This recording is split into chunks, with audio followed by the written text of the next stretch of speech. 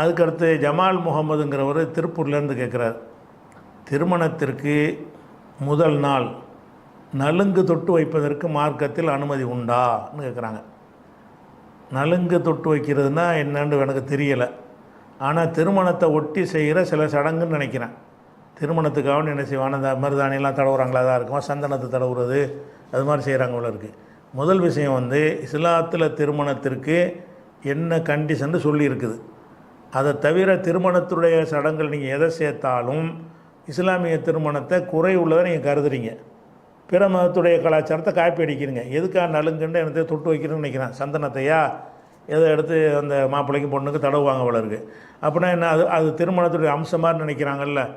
இது வந்து அப்படி மார்க்க ரீதியாக ஒரு நம்பிக்கை இருக்குமுன்னா அது கூடாது. பிற மதத்து கலாச்சாரமாக இருந்தால் கூடாது. அதுக்கு ஏதோ ஒரு மூட நம்பிக்கையை காரணம் காட்டி செஞ்சால் அது கூடாது.